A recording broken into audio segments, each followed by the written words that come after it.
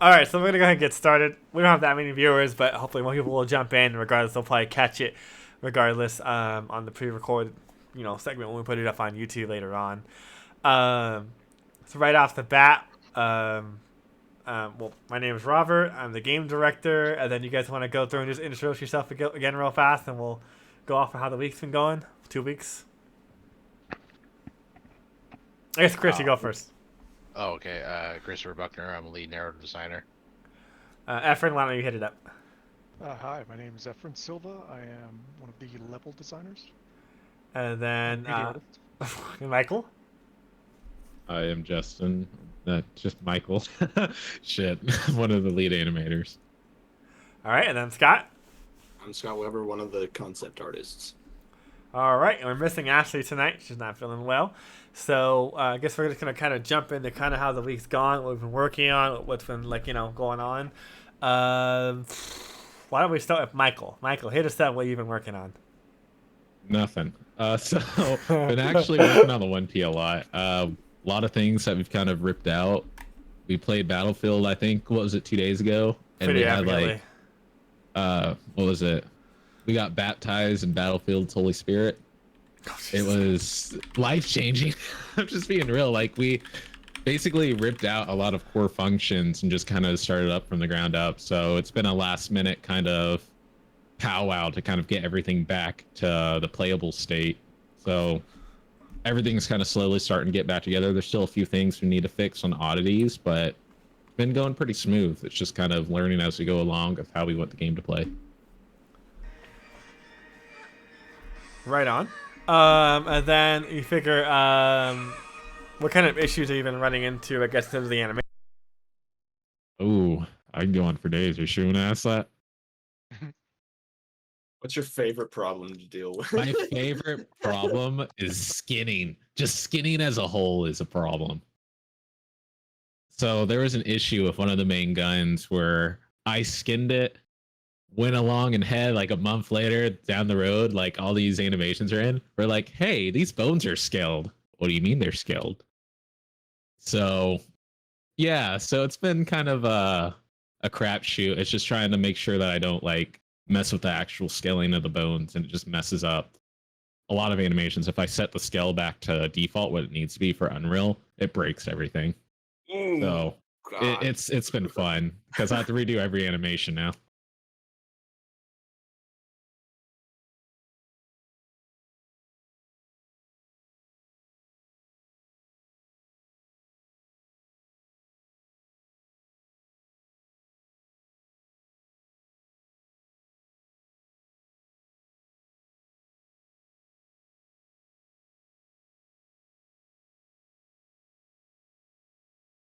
Hey, real quick, do you want me to commit those material? I forgot to commit that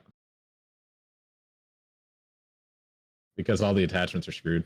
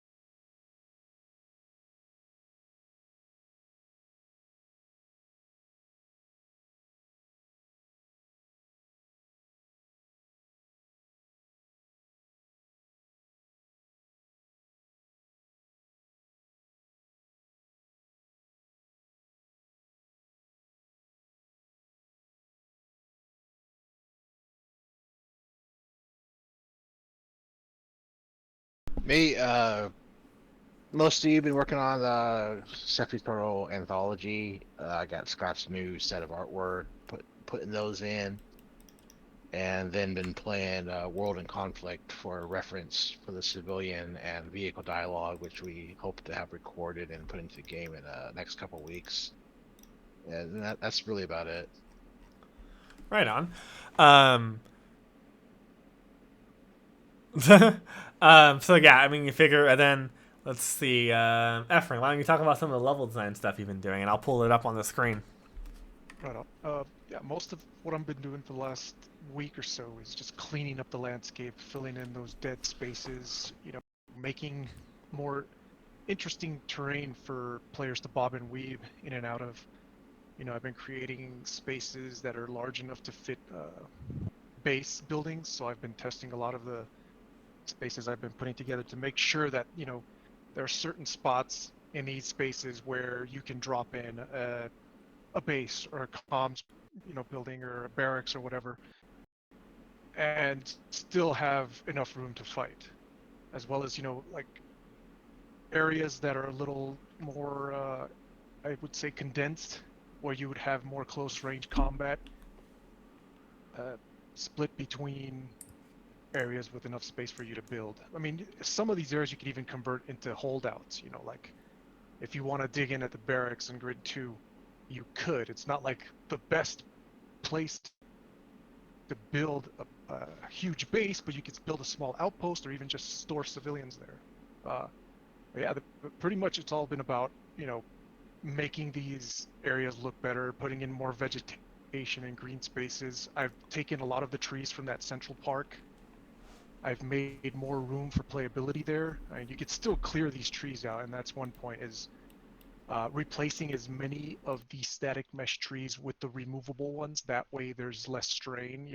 At least, you can remove these trees and it won't be such a strain on your machine, as opposed to the static mesh ones, which you cannot remove, which also at times get in the way of base building. So I've been going through, and anything that's rooted to the ground, pretty much just make it a removable tree. That way you guys can clear them out and build a decent sized base if you need to. But apart from that, just beautifying these spaces and adding the new infection features. Definitely going to be adding a lot more though, because Dimitri, he's been looking at the work I've been doing with it, and he's like, yeah, definitely go crazy, make it look like this infection is spreading from building to building and along the ground, and really give you guys a feel of how this thing grows and takes over spaces. That way it's a little more immersive. You see spreading across the ground and buildings, and when you kill it, you can watch it fade away and die like a real living organism. Oh, it's loaded. So I'll just kind of jump around, just kind of show you guys some of the folks what he's been working on. Some of the levels are invisible, so I'll show That museum those. is actually a little more far along than that. Oh, you haven't committed it? No, not yet. Okay, well, when it goes visible, I'll show you guys. It's a little bit lag of just generally because of the amount of maps and data that has to be unloaded loaded in one given moment. Um, okay, well you figure, and just to kind of add to that, I mean you figure, oh that's an interesting. Oh, I must have made the wrong section visible. That's fun. Oh, I know what I did. I'm such a noob. Show all. We'll fix that. So I guess let's go back to Chris. You said you're working on anthology, looking at the story. Scott, what have you been working on? I'm working with Chris on the anthology. I do the pictures. And yeah, just finished up chapter 4. Going to be heading into 5 this week or in this next few days. And yeah, that's me. So this is what I'm kind of showing right now is what Ephraim was talking about, where he's working. It's slightly a couple days old built level design. He hasn't committed recently, but essentially he's been going through and kind of widening the streets, kind of playing with, how wide some of these areas are, making it good so it looks in first person, making it so that you can land, larger aircraft like VTOLs, the Chinooks. When we do eventually add the Abrams, um, changing it up so you can actually have a little more room for your vehicles to get around. You can see the park design change slightly a little bit here and there. Um, he's refactoring this area right now in terms of this little like museum area. Um, so that's something he's playing with. I mean, I don't know. Is there anything else you want to kind of add to it, Efren? In terms of like as you kind of slowly but surely kind of tweak this area. Just posted a screenshot in case you wanted to show that of how it's coming along. Where is that? The museum is definitely going to change. We had a lot of assets in there before that were kind of cluttering the place up, so I spread them out a little more and kind of organized it so that players can actually go in there, set up a base, defend it, and you still have storytelling elements around showing you that, okay, somebody was building a quick makeshift base here to kind of fortify themselves, and it's been abandoned, and now I can move in and set up, kind of thing. Mm-hmm. You don't happen to have that committed right now, do you? I can commit it right now, actually. If it doesn't take too long, I can I'm probably come back still. to it later and show it off before we wrap. Um, and then for me, I've been working with Michael. I've been working with everyone to basically, essentially, just kind of get the 1P where it needs to be to reskin the main menu. Here, I'll show you guys what we've been working on in terms of. I mean, you guys have already seen on the Discord what we've been doing in terms of like the HUD. We're gonna by next Friday, the HUD will be done in terms of basically getting everything in there, getting it situated based off what Derek and I have been working on. Um, we were aiming to get the new main menu in today. We ran into a couple of delays here and there with the 1P, and we needed some more time in the oven to redo some of the main menus and just kind of make sure it was fully planned out. Because a lot of it, a big criticism has been we want slots. We want to be able to have multiple saves. We want to be able to save scrum. So we're rewriting the whole save system because you figure there's no point to redo the main menu and not accommodate that level of play because we've read the cards, we've seen it on Discord. In terms of people want to be able to have multiple saves, they want to have more than four or five slots. They want to have sub slots under that, so they can try and experiment with different things. So with this screen that we're showing off right here, the launcher is going to go bye bye. If anything, the launcher will probably just have a quick little debugging option, because in the foreseeable future, no, I said we're going to add save scrumming, so not taking it away. So essentially, you'll be able to have as many saves as you want. Instead of right now, what it is, where it's pretty much impossible to save scrum because you can't have sub saves right now. So what we're going in the direction of is adding it so you can have sub saves, so you can save like 5 or 6 times under a session and try different things, based off however people want to play the game. But this would be an example of the main menu we're working on, where essentially, like, we really loved some of the videos that came out recently. So we've been setting up a video player, in the actual engine, so you can actually, like, watch some of the like community videos, and we'll change them out every couple of weeks. That's a lot of ads. And, and be able to essentially just kind of like watch like different, like, what's Nerdy Old Gamer playing, what is Remy playing in terms of like his session he had. You'll be able to actually watch it, and the audio actually works, and all the other fun stuff. So we're integrating stuff like that. We're integrating the Twitch into the main menu, so you'll know when we're live and you know what's going on. Um, Only 6? I don't know what that means. I'm assuming you can have up to 99 saves. And then on top of that, you can still have sub saves under those saves. So I mean, there'll be a lot. You figure. And then you figure just the other things we're working on. These are all whips, so we're still kind of playing with these. We're redoing the main menu and adding it so you can control the radio, the UI. Like, basically, you'll have more levels of adjusting.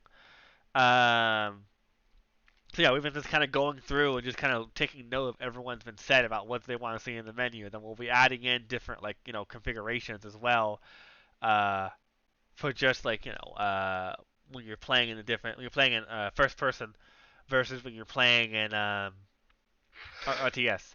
So you'll have different sensitivities and all that stuff you can configure, and different FOVs you can configure. So that way you can cater the game beta based off of how you want to play it. So here, let me jump back to the background picture, and then we can go into the next spiel. So let me bring up the Halloween picture. There you go. And just obviously we're gonna be celebrating Halloween, so we've had one of our artists put this together. We'll post it on the Discord as an announcement because we're gonna put up a. People can now support the team by basically being able to buy posters. This will be on the poster store as well. Is that picture? And you'll be able to actually buy art from the game. It'll support expanding the team, adding more content to the game over its foreseeable life. So this will be one of the things you can buy. And then we'll have different some of the loading screens will be some of the stuff you can buy. Then we'll add stuff, and it'll be a way for you guys to if you want swag, you can, with t-shirts and and sweaters and all that cool stuff. And it'll have the circle logo and stuff like that. But anyhow, I'll leave that up for a second while I go ahead and reload the engine so I can show you guys some of the newer stuff that Efren's been working on. Then, did you guys? I guess we want to go ahead and just kind of show them the intro screen that Roy's been working on, maybe. Yeah. Okay, so here's an intro screen that we've been having one of our new artists work on.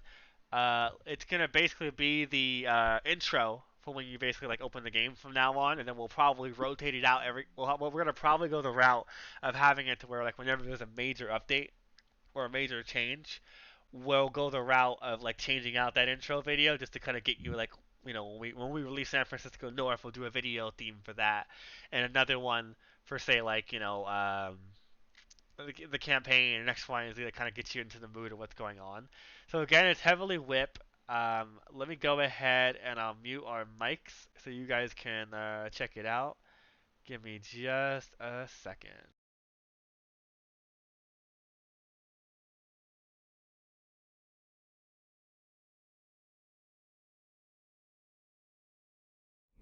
p.m. Pacific Standard Time, a biological attack occurred within the city of San Francisco. We thought we were prepared for everything.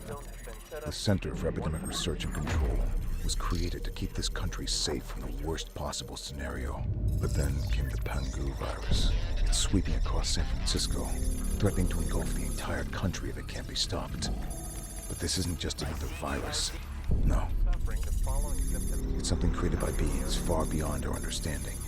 Those infected, transformed, mutated into something not human.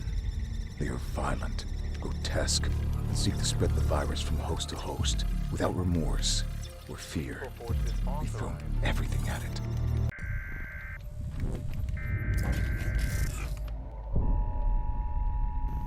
At 2:57 p.m. Pacific Standard Time, a biological attack occurred within the city of San Francisco. We thought we were prepared for everything. The Center for Epidemic Research and Control was created to keep this country safe from the worst possible scenario. But then came the Pangu virus. It's sweeping across San Francisco, threatening to engulf the entire country if it can't be stopped. But this isn't just another virus. No. It's something created by beings far beyond our understanding. Those infected.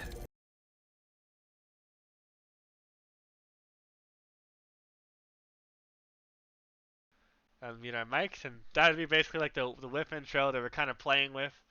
It's not final yet, but we're still playing around with it and whatnot. So really what I wanted to do is, now that we've kind of gone through some of the progress we've been working on, you guys can see our cool little trick-or-treat thing for Halloween. I guess we'll kind of go around and be like, what RTS games have you guys played in the past, and what kind of got you into RTS games if you are a fanatic like me and Chris. So, let's start with someone interesting. Let's see Michael. Someone interesting. Somewhat interesting. The Yeah. most interesting man in the Yeah. room. So what Yeah, Mike. The RTS most games? interesting man. I know, right? Okay, what got me into RTS? I'm young. I was born in '96, so Yikes. Red Alert That's 2. interesting. Oh no. Red Alert 2 was my first introduction to strategy games. And then when I got a little older, I moved towards Command & Conquer Generals. And I played Generals religiously. And then after I kind of grew out of that, I moved on to Company of Heroes 1. And that's around the time I met Robert, actually, now that I think about it. Oh no. I'm joking. Oh, that's right. You never got into Company Heroes 2 like me and Chris did, and then we threw up. I played Company of Heroes 2. It just was not my forte. Too arcadey. Too arcadey for me. It doesn't. Oh, Company of Heroes 1 will always be my favorite. Yep. It's a golden gem. Tales of Valor. Okay. All right. So I don't know, Scott. Have you played that many RTS games before? Yeah, we grew up with StarCraft though. That was where we started. Tell us Thank about that God. time. So it was magical, really. It's hard to describe because we had it on a crappy old like Windows 98 back then, and then we got the cartridge for the 64. That was a bug out because that thing wasn't optimized for that system. I don't know how you fucking could have. But from there we moved on. We never played Command and Conquer. Played Warcraft 3. Loved that one. I remember one time my brother took his computer with him to go spend the night at a friend's, and he took the game with him. And so my mom took me to like this discount tech store around, and I was like, "Oh, Warcraft," but it was Warcraft 1. But at that age, I was like, "Fuck it, it's the same game." And you like install it, and you can only select like 6 units at a time. The map scrolling is so slow. I just remember being extremely disappointed to jump back to humans and orcs. No, I And then the other notable one was this one on the Game Boy Advance called Mech Platoon. That was so freaking cool. It's pretty. I don't know if too many people know about that game, but ever since then, it's not been a series that I usually stick with. I like the more immediacy of your first and third person action titles. right on. But that is my history with the real time strategy. All right, Efren, tell us the grand knowledge. I think the first real-time strategy I got into was Warcraft 2. I remember first getting that and being up till like 4 or 5 in the morning playing that game. The one thing that really kept me up was the map editor. That pretty much did it for me. I guess that's how I got started and just kind of messing with video games and level design. Was just making my own Warcraft 2 maps. And when Warcraft 3 came along, it was even better. You know, the map editor had a lot more capability. It looked better, and you could pretty much make your own campaign out of it. You know, so it was pretty cool. I think I played. I mean, not played. I think I spent more time messing with the map editor than I did actually playing the game. So that was a pretty big influence in my life as far as just getting into video games in general, is just having the ability to do that with a game, you know, make my own levels and play them. Yeah, that's And always another, addictive, like with Forge and the Tony Hawk skate park editor. yeah, I remember that one. That was fucking gold too. Mm-hmm. And what else? Oh yeah, as far as like for this game too, a lot of it came from Dawn of War, Dark Crusade. You know, the similarity between capturing provinces and, you know, taking over an entire map and losing ground to the enemy, and just the battle. It's fun, you know, like just saving the game, stepping away, and then coming back later and continuing at, you know, the same point where you left off in the battle. You know, it was always one thing that I saw in this game, that, you know, the possibilities of what you could do, and how much time you could just lose without even knowing it. Time vampires. Like even in just Indeed. working in levels, you know, I spend a lot of time, you know, jumping in. I mean, now I've noticed that, okay, the game, when I test it, it loads a lot faster, so I'm able to like test a lot more. So you're just going in there, testing the spaces, and be like, okay, this doesn't work. I need to kind of widen this out, or make more room for buildings, or, you know, it's good to have these like close quarter fighting areas, but as long as the player has enough room to maneuver, you know, you have to keep that in mind, you know, where you can fit your formations and be able to cover your ass while you're moving through a space. Yeah, I mean, it all takes me back to those days where I spent a lot of time just messing with the Warcraft map editor. So It's a shame those kinds of in-game editors aren't really They're standard they're really nowadays, rare. or support for mods at all. Because like you saying that makes me think back. Like Half-Life 2 was where I really got interested in Game design? like the game. Well, like yeah, like game design, but just how they're made. Because like making basic texture sound mods for that game, you're like, oh my god, when like I can make the Metro Cops masks black, and then you see it rendered in front of you, you're like, I did that. It's on the screen, like Yeah, no, I like get it.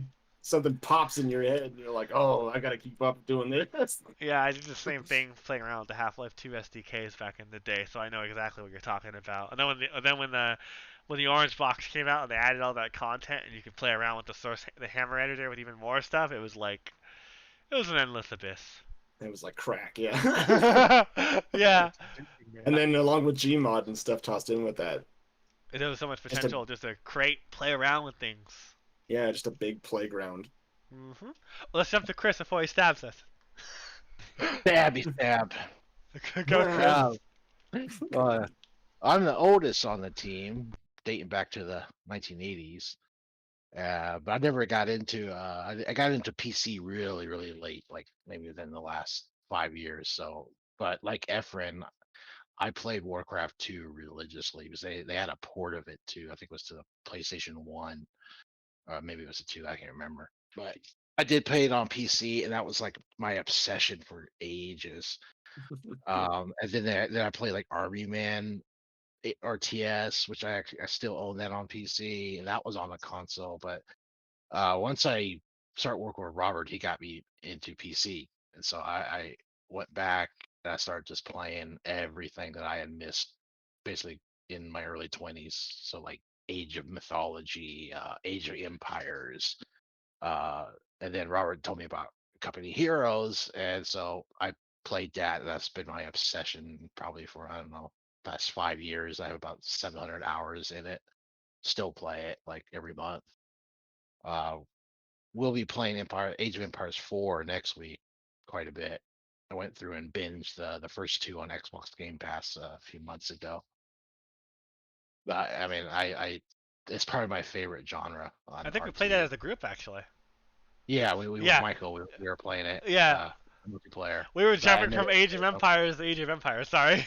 Yeah, to 2 and 3 and all that. But I never got to play that back in the day, and it was a lot of fun. So I'm definitely looking forward to the next one. So for Sir Johnny's question, it's a mixed bag. Some people just are self-taught. Some people went to school. I mean, I think it's almost half and half. Because Yeah. Efren and Scott are self-taught for game design. I think Chris and Michael went to school, which tells you there's no, you can form your own path in terms of how you want to accomplish it. Actually, nowadays. Actually, both. Mhm. All right. So was that it, Chris? So I go into my spiel. Yeah, I mean that's it. As for the school thing, yeah, me and Michael went to Full Sail University, which I highly recommend. I did do traditional college in game design. I just don't like the traditional college system where you spend most of your time doing science and math and bullshit that has nothing to do with what you want to do for a living. So with like 6 units left to graduate, I decided to dump college and go to an actual school that teaches what I want to know. But I'm always an advocate for education. I think as the industry gets older, it's going to be almost a requirement to have an education. But as you can see with like Robert and Scott and others on our team, it really comes down to your talent and what you can do. Because one of our best programmers just came from modding. So, I mean, you can definitely make it work if you have the drive.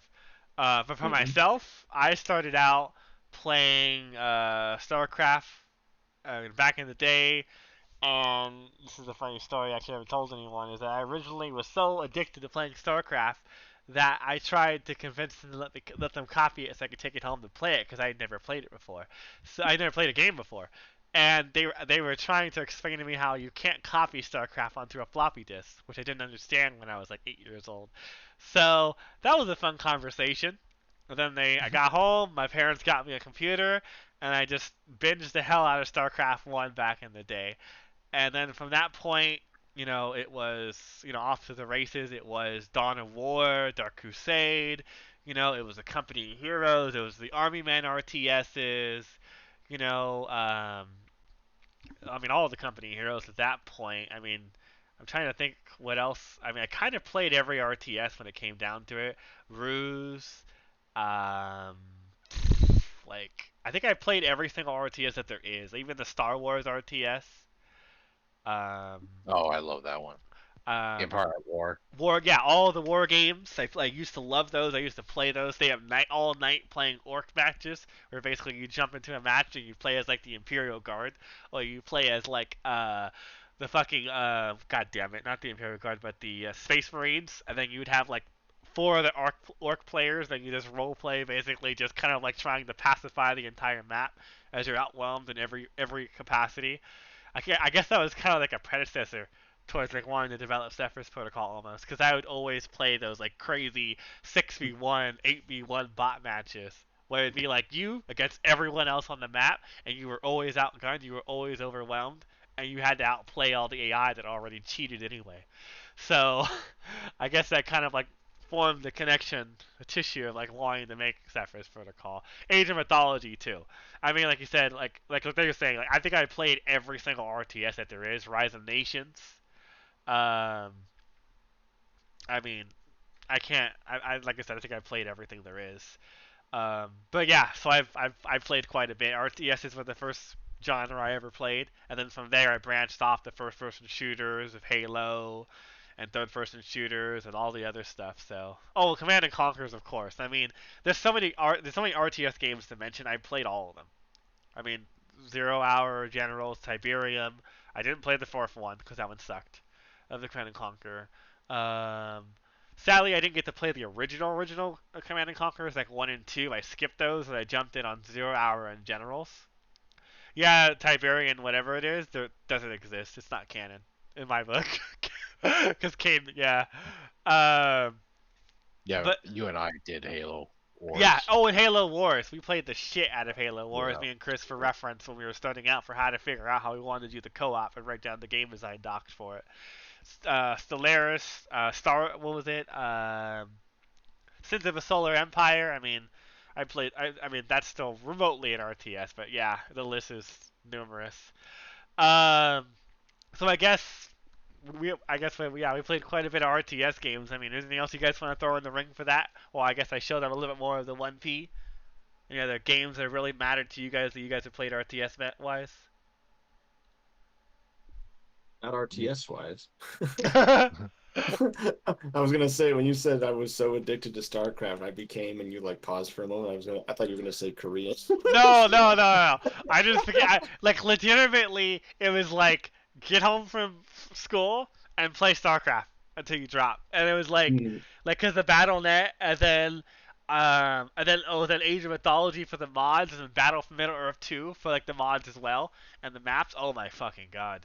Like, Battle for Middle Earth 2 was my shit. I used to go to Best Buy because Best Buy didn't have a rule on how long you could play their gaming computers for. And I didn't own the game. I didn't own the game at the time. And legitimately, I was addicted to Battle for Middle Earth 2, so my dad would drop me off at Best Buy every day or every couple of days because then he didn't have to buy games.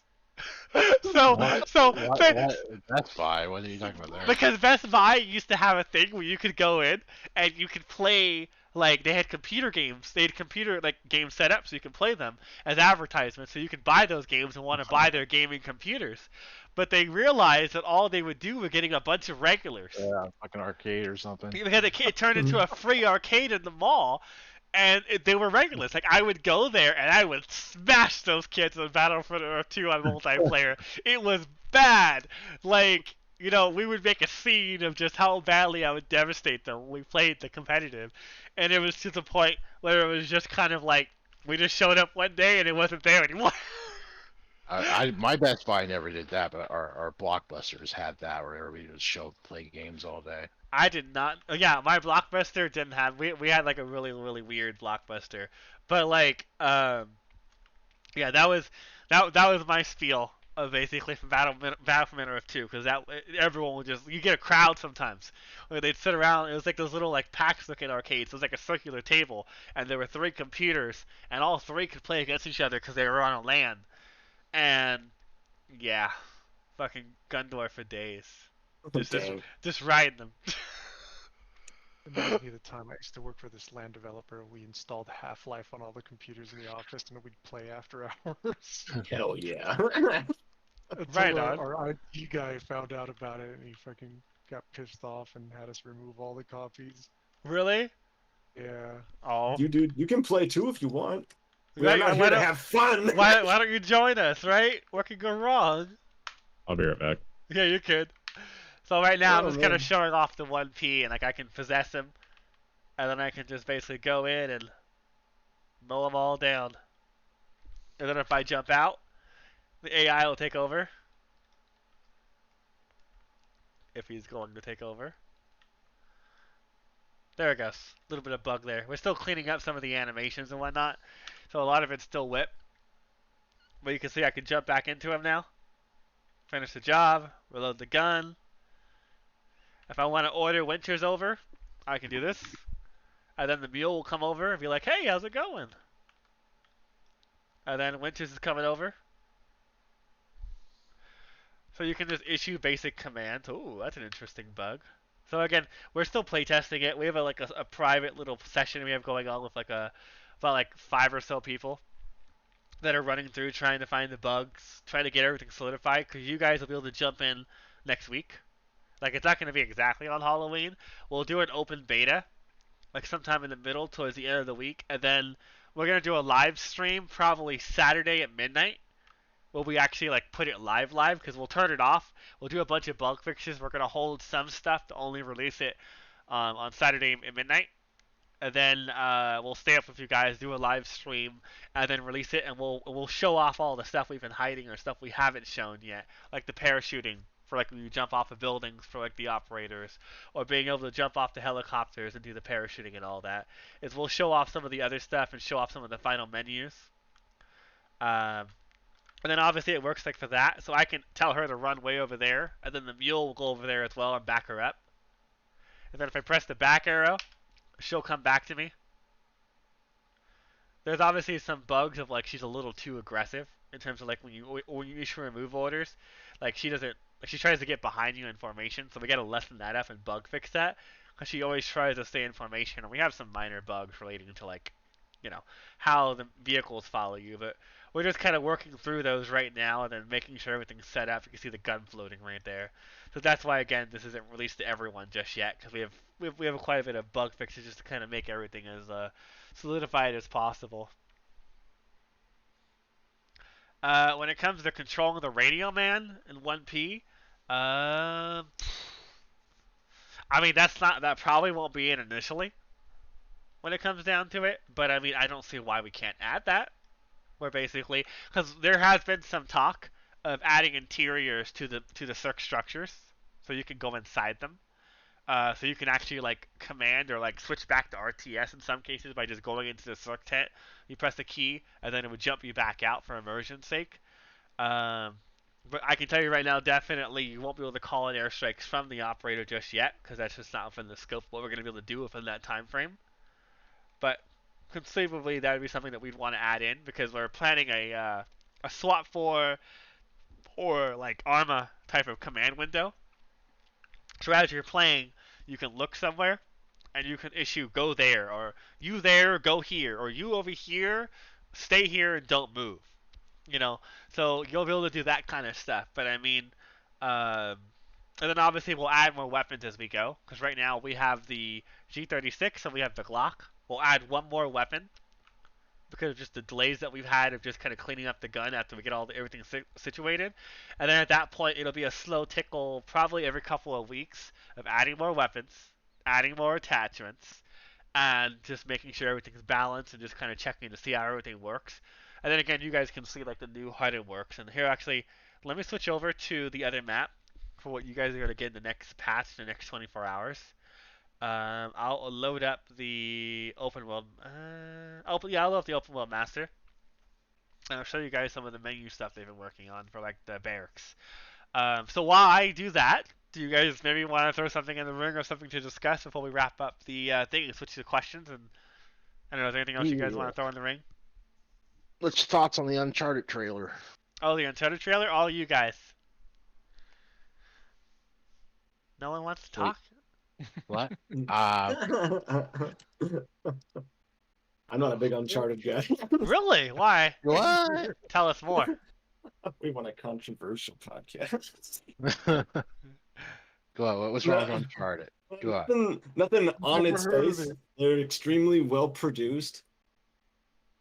I just find their game design very retro.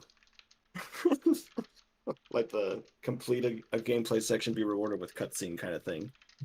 Where it's like after playing games like Tarkov or something, I want a lot more resistance from the game systems I'm engaging with. Where it's like they're cool, like they're pretty much movies that you play in a way. Yeah, but now there's an actual movie coming out. Yeah. Oh well, geez. Didn't even know that was happening. But yeah, it's like that thing of like those like set piece moments they have where it's like you're running down that Yeah. market and the truck is following you. Yeah. I'm like, there's no challenge here. There's not much interaction other than me holding the stick down and moving left and right to dodge things. Pretty much like Crash. Yeah. Where it's like I guess I just want much more Control the situation. I suppose like my agency to actually matter within each gameplay scenario. That makes sense. That's fine. Yeah, I totally agree. Like I really love the games, but it gets to a point about halfway through where I just like screw this. I only care about the story, and I go on YouTube and start just watching the movies. I mean, I got a little bit mad about Resident Evil 8 kind of got me that way. The last one that came out, I had like watched some of the videos and I ended up getting a trainer because it was just so much grind and like the other bosses sucked just to kind of draw. Yeah. I don't know, You thought so? I thought 8 was pretty great. I thought that I was mad that you got to kill the first boss, and I thought the whole game was about the vampire girls, and I didn't realize that it was gonna be about all these other three people that didn't really matter too much to me because they just didn't resonate with me the same way that the madam and their daughters did. Like they were cool, and then they died. They just died out of nowhere on accident. You just hit a mirror and they're all dead. And it's like wow. Well, yeah. Let's get on with the rest of the game. It's like, man, but that's like par for the course for me with Resi games. Narrative-wise, it's all pretty stupid, but like its design and its boss design is usually pretty tight. Like even, I mean, I hated that fucking propeller guy in Heisenberg's area. Because I played that, I just jumped into expert right off the bat. That's usually what I just do now with Resi games. I'm like, I paid my $60. I want every penny to count the first time through. And boy, that was a tight fight. Why did it make you cry? No, it was like always moments of like drop the control and just be like, fuck me. What does it want me to do? I'm like, I can't react in time. I feel kind of bad. I use a trainer. Cause the part of it that was like most annoying is I only had the time to play the game on the weekend because that was during like a crunch when we were trying to get a lot of stuff into the game, like with fiscal packages and everything else. And the only time I could get a breather was on the weekend. So I was like, fuck this. I just want to know the story, but I don't want to go on YouTube. So I got a trainer that would infinite ammo and infinite health, and I just ran through the whole game on stream with Michael watching. And it was just kind of like, oh, I beat the game in 2 hours. I think it was like 2 or 3 more hours after I did all that. But yeah, I think I beat the Heisenberg section so quickly because of the fucking trainer. I mean, I'm like, it was very frustrating, but it was rewarding? Like almost Dark Sword levels of like gamer euphoria when finally beating some of those bosses. Lady Miranda, I didn't even beat. I was stuck on her for like fucking 5 hours, and then my buddy. He was like, I got an idea. Give me the controller. And he just like sold all my guns and bought the sniper rifle and pulled it off. Because I was like, this shit's busted, man. There's no way you can do this. And he's like, there is a way. It's like just a testament to how just a testament to how well designed it was if you're willing to, I guess, put in the thought. I was too focused in pain to see that avenue. Yeah. But I really, really loved that game. I think it's like maybe I just need to play it again. Maybe I was just so impatient. I didn't get a chance to actually appreciate it all. Like you know what I mean about the traders. Well, yeah, it's like that's something I like that thing I learned way back when. It's like or in StarCraft when you type in the God mode, or you just have like no time to create units and you're just pumping out Marines every second. And it's like, why am I even doing this? This isn't even fun anymore. Like it's fun for 5 minutes, but then you're in complete control. You're just God at that point. and then it just gets boring, at least for me. And then I was like, that's what I was. Dang it, Robert! It was really good. Aw. and you maximum ammoed it. I did? I don't get it. Did you say you used the trainer to use infinite ammo? Yeah, I did. So, Yeah, that's right. so here's Tisk. here's the UI we're working on. It's part of it, or basically in terms of the groups. Oh, sorry, Scott. Don't kill me. I mean, you can see the training duration, the new window. The purchase unit, you can see the groups and no group. You'll be able to click on the weapon. That's the parts we're working on right now. You can click on the weapon, and it'll bring down. Basically you can set a new preset for next time you buy someone. They'll always have that gear. And then we're expanding this little dialog box over here for no units in training, so you can actually have presets as well. So you can have what you currently bought last, and then you can load a preset of oh, I want an assault shotgun boy, I want an assault M16, or you want a scientist with a shotgun. Then you can save those presets, save them and share them with your friends even if you want to, if you don't want to make a bunch of presets yourself. And then that way you can quickly train out an army. And then we're adding one more progress bar that wasn't documented here. And it's going to be like this, but you can drag how many units you want to build. So you can build 8 assaults that are trained at this proficiency with this gun. And you just, whatever, depending on how much pre-population you have, you'll be able to just drag this to wherever you want it to go. And we're adding that one later tonight, tomorrow morning.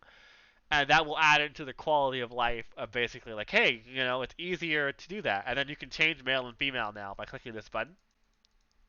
So if you really don't want to fuck around with the RNG system of changing the male and female slider up here with this, because this will eventually I'm pretty sure this will go away. And then eventually we'll just have a randomized button here, so it'll just jump between male and female here. But little small things, and then eventually we're working towards the direction of being able to switch out the grenade and his little plier tool, but little baby steps as we kind of work to just kind of get that 2-week period situated. And after we get this barracks window situated, we'll move on to basically up here on the top right where you see the money. There's going to be an Age of Empires 2 style of basically you can see everything you're building, everything you're researching, and you can click on it to jump to that location where it's being built, and then you can click on it right-clicking it to cancel the production of that unit. So if you're building, say, a shit ton of assaults, and they're all Delta Force, and they're going to take 8 minutes, you don't have to go back to that barracks, click here to see it. You'll see 8 assault icons appear, tiny little boxes up here. And then you'll be able to right-click on it to cancel it, left-click on it to jump to wherever it is that they're being manufactured. And then the other thing is that we're still playing with the idea that if you click on the barracks, where to display the unit being trained here, because we want to figure out some kind of way of making it to where it always shows it when you click on the barracks, that it also shows it up here, and then you can configure it at that point based off of what you want to see, what you don't want to see. I'm trying to see if there's anything else that we've it basically affects everything. So you'll notice that there's a new training window, and that training window and those presets will be saved always. So you can kind of make a quick army. The only difference that I would say is that instead of having units just immediately just appear at these gates, these doors, we're going to potentially add it so they parachute in for the matter of basically spamming units out and being able to build an entire army in 5 seconds.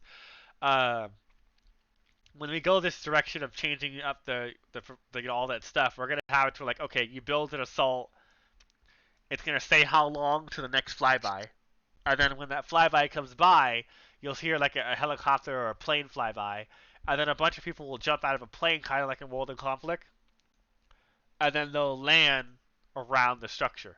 So they'll land here, here, here, and here, and then they'll run to your rally point. Is the idea.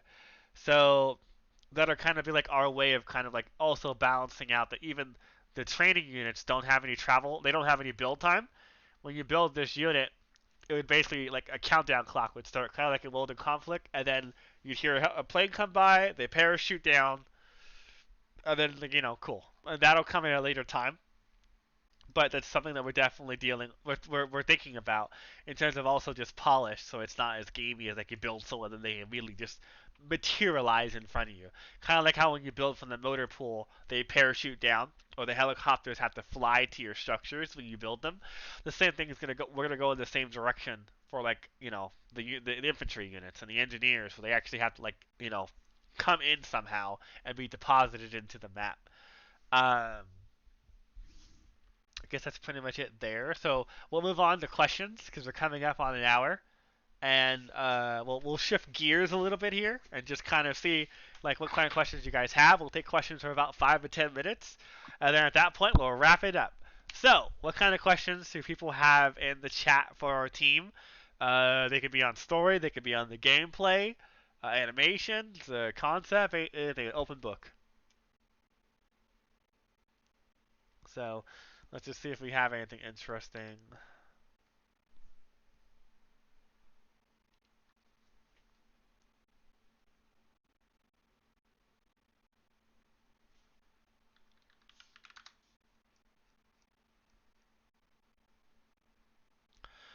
What is the general poly count of vehicles and weapons? Michael, you want to take that one?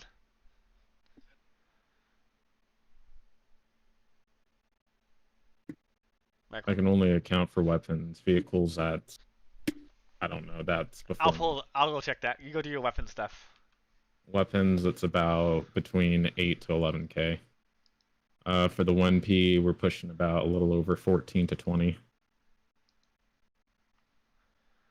Attachments kind of vary depending on size and how much detail are implemented on them. So I could say like the holographic is like roughly 6,000. The ACOG's a little over 7. The red dot sight's about 2k. The suppressor's about 1,000. The Osprey suppressor for the pistol is probably pushing a little over 2. But that's just me being like really word as specific as I can. But typically trying to keep the weapons for the RTS perspective about under, I'd say 14 would be the best mark. Honestly, if they get under that, probably 10k at the max. And then for 1P, I think we're going for like 20 to 30, I think is what we're wanting to do. Roughly, yeah. So once we get to more of the guns, you'll start to see more of the details.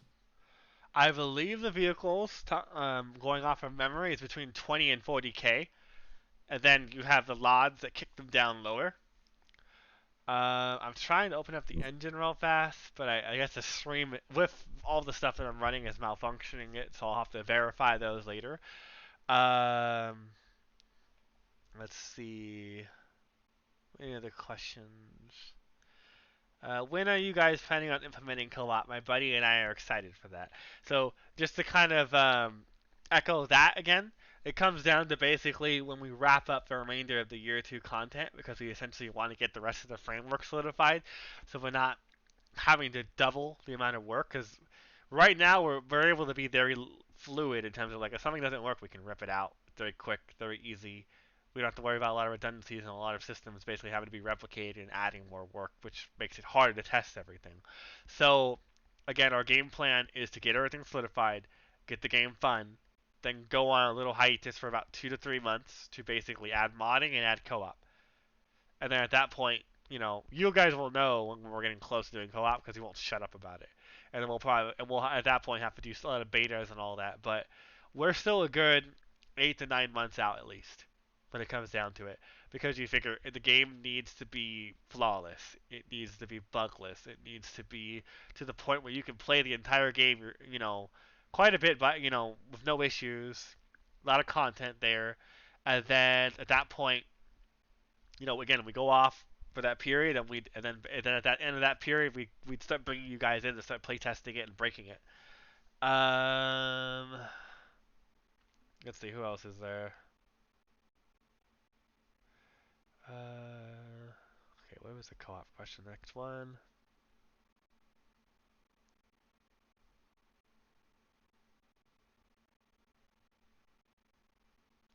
Question, do you have any additional content being added after early access? And if so, will it be in the form of DLC, free updates, or a mixture? Picture Space Engineers, which releases new content for free, but also has additional DLCs to enhance new said content. Chris, you want to take that one? Yeah, we are absolutely going to be having new content coming out during early access and after early access. I mean, this ranges from new horde maps, which we had a recent poll up, which people seem to really. I haven't seen it recently, but it seems like everybody does enjoy our horde map. They want us to expand on it because it's a little bit basic, but yeah, I mean, that was a Yeah. general consensus. Yeah, but there's going to be when the campaign gets out, there will be additional story content. We don't see this game as just being like, A one and here's done. campaign, here's your pandemic mode, put it out for sale, and see you all later. You know, Yeah. it's going to be quite a bit coming out. We kind of see it. This should be a fair comparison, I guess. It's like Crusader Kings or like Stellaris, where I think the Stellaris model is a good area where we're trying to going after, where once the core is solidified, and then we'll start basically offering out like DLCs in terms of like extra story stuff, maybe brand new factions, one-off 1P operator missions. The kind of stuff where basically it's like one-off missions that if you want to engage and it's optional content, you can. Just to kind of add some more life to the game and show that we're dedicated about supporting it. And then if people want to buy it, they can. And then we'll make more of that content. Um, and then I guess from there it would be essentially. And what else were we thinking, Chris? In terms of like, I think that's pretty much it, right? Co-op, multiplayer, modding. But that doesn't really come under the DLC or the expansion side. That just kind of we have to do it regardless. Yeah, I mean that's additional content, but there's always more horde maps, more story content. It's going to be a long journey. We pretty much, like I said, at the minimum, early access is at least 3 to 4 years out, and then after that, there's still an entire ordeal of post early access. So I mean, it's foreseeably, in our book, at least 8 years, 5 years, in terms of basically just kind of working on it, maintaining it, adding stuff to it, improving it, because we see the game as a live service ultimately when it comes down to it. So that means adding new maps, adding new mechanics, DLCs and outfits and stuff like that in the future. Obviously optional stuff to basically help drive and expanding that world, that lore, that game, when it makes sense in terms of basically the value proposition of timing and what we're actually putting in. Let's see.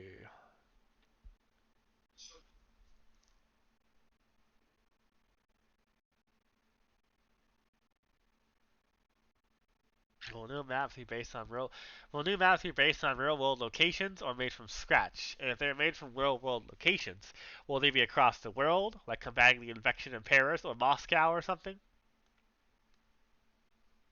Both. Both. Okay. So I agree. Yeah. I mean. Yeah. Go. Oh, go ahead. No, you go ahead. Oh, damn you. So, actually, Efren, why don't you talk about some of the stuff that we've been talking to you about, so someone else gets some screen time. Oh, and well, we've been talking about right now is putting in horde maps. The idea of we've been floating around for horde maps is making them so that players have to defend certain locations on the map, or even actual locations in the real world. We could make a horde map inside the Young Museum, and you have to defend the museum from an onslaught of zombies. Just survive as long as you can. It's a little hard to kind of do it in overworld locations or outside, because you have to kind of control how much of a map you build. So we would have to come up with a way to kind of condense it. Well, they're talking about just generally the bigger maps. Like San Francisco and stuff. Yeah, they're talking about like, okay, say that we finish, when we inevitably finish San Francisco North, they're talking about like L.A. They're talking about San Diego, New York, Paris. That's right. I almost forgot about that. Yeah. Yeah. I had the plan of doing my hometown, which is San Fernando Valley, which is just north of Los Angeles. I know the place like the back of my hand. I know pretty much every street and whatnot. That's not going to take a whole lot of research because I grew up there. I've been all over the place there, so it's a good setting, because you have uh, the San Fernando Valley, which is basically cut off from the larger LA area, and it's pretty much where I grew up. I kind of always wanted to put that into a video game, so that's one location I was thinking of. There's also, we have San Francisco North, and we were also going to do San Francisco South. For those who have been following this, you know that we've been doing on-site research as far as San Francisco North goes. Was that back in June, I believe? Yes. We did like 3 days of just just going through the whole city like hard, taking pictures, getting as much reference as we can on the spot. We concentrated most of it on like downtown San Francisco, Golden Gate Park, the Presidio area, and Twin Peaks. Those were four major areas that we wanted to get into that map. There's been talk of also doing maps in like desert cities, snowy areas. Of course, it's going to be hard to do that because, like Chris was mentioning to us, that the virus depends on organic material to grow and thrive. So they would have to be like these densely populated areas with different weather effects and stuff like that, or at least different weather terrain. Yeah. Uh, That's pretty much it. yeah, pretty much, yeah. But yeah, that'd be Just so the that idea. everything doesn't look like like it does now. It's all green and California, nice weather, and Yeah. Well, we just would. rain. Yep. Well, we were definitely playing with just kind of experimenting, lore-wise, in terms of basically the virus, how it's gonna work, and how it might include other locales in the future. Well, we don't want to spoil that. We'll just let you guys know that we are thinking about that in terms of more variety, um, and also what we can do within the limitations of the tech that is available to us and computer resources in terms of when we draw the line of how big that map can get, and when we jump onto the next map, and basically either we do like a grid-based tile system like Kenshi, or we basically just make it like Company Heroes where you just choose a session map and you load into like different chunks of the world that you can start a scenario in. But those are things that we're constantly reevaluating and figuring out. And when we switch over to Unreal Engine 5, that will be the final determiner in terms of how well we can do level streaming and simulating to see if we can just expand onto it. But we'll have to wait and see. And then just be reactionary based off of just how things work out. Um, so again, we'll take one more question. And then at that point, we're going to wrap it up. And then I'll edit it and upload it onto YouTube for those that are late to the party or people that are lagging in chat. Let's see, is there anything else? Did I say too much? No, you're fine. All right. I don't know if I went into too much of what we've been talking about. Oh, no, you're fine. There's still a lot more they don't know. They're fine. Well, doesn't look like there's any legitimate questions. Yeah, because Nanite's going to be pretty damn useful. It's just the engine just is not ready yet. When we tried to do a 3-day test to get our entire game converted over, it was playable by the end of that 3-day period, but our performance was 20%, 40% worse in some cases, in most cases. And it was like really weird. And then we went on the internet and we found a bunch of other people that were saying the same thing. We were like, okay, we need to wait. Um, Do we plan to have civilian evacuation into civilian management? Who wants to take this one? Okay, I'll just take it. So we are adding that. We're caving. The campaign will be slightly different. But pandemic at this point is going to have to be an alternate reality kind of situation where things don't exactly go of how we have it written. So essentially, we're going to add it so you can automate and set up evacuation points. And those evacuation points will be essentially like you bring someone into a general hold, and if they meet a certain criteria that you set, or if you manually eject them and move them to an evacuation helipad, then at that point they go bye bye, and they get transported to a merchant marine ship off the coast of California, if you evacuate too many civilians that are infected, then that merchant marine ship will be scuttled and destroyed, and that will close off your ability to evacuate anyone else in the future. So you'll have to be very key, you'll be very like I guess you can say pay attention in terms of like the people you do send off. If you don't have the proper technology to determine it, and you're trying to starve Chelsea of her resources, you might make too many wrong choices, and that ship might go down. And that's the kind of idea that we're playing with in terms of like the helicopter and everything else will be automated. You have to just get the civilian to the helipad, and then it just picks them up, drops them at the ship, and then comes back for more later on if there's more waiting. And the first builds that are on, keep in mind that all the civilian management stuff is heavily just whip. Like, none of it's automated right now. Everything is super raw. With the 2 week pull, we put everything behind about a week and a half, so we could properly situate and get the optimization and get some of the polish and some of the tweaks in there for the end of the month. And then after that, we're going to roll back into civilian management really hard, get the remaining mechanics to fix that, and then get automation going, and then shift that into the default build. And then at that point, we'll shift over to Pierce and focus on him exclusively to get him working, getting ready to go. Um,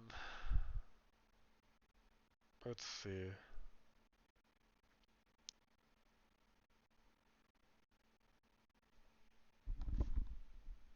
Are you deciding in the Boardwalk Village? Look, I'm tired of suicides.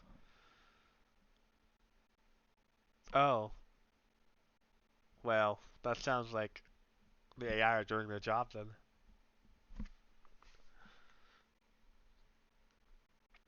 Oh, okay, I'll answer Choreograph's question, and then at that point we'll wrap it up. And that'll be the last one, and then anything else we'll save for the Halloween AMA/live stream we're doing at the end of the month. They launch off, all the bug fixes and changes and all the improvements we're doing to the HUD and the main menu and the game as a whole, and the 1P. So let's see. The question about PvP, PvE, co-op combination. So this is going to be very interesting because with adding 1P, now there's some inclination, or I guess like some kind of rumors of, I guess you can say rumors of basically us playing around with seeing if we could get that working for PvP. So at that point, you could have people playing on the other factions. Right now, we're really early off when it comes to that. So essentially, right now, the current plan is just the 4-player co-op with everyone being able to switch into RTS and the first person and all the other aspects. And then depending on how that goes, depending on how how that from there, then at that point we're going to start. We're gonna do the verses of being able to you can play in the RTS aspect. I can't see why we wouldn't test it, see how that works out, like how we'd limit that, how we'd balance that. If some people could play as the faction people and their version of the operators, or maybe the operators become a fourth party where they're PMCs. I don't know. They're being hired by all parties. I don't know, but we'll have to figure that out when we get to it because you figure right now we're just dead set on just the co-op getting that situated, and then at the end of year two's content, we'll look at what everyone's saying on the internet in terms of what they want, what we can do, and then from there that'll allow us to kind of gear at that point what we're gonna do going into year three, because year three is about the campaign. But it's also about the verses. So you figure, and then whatever else ends up being put in there, depending on what ideas and things get kicked around here and there. Um,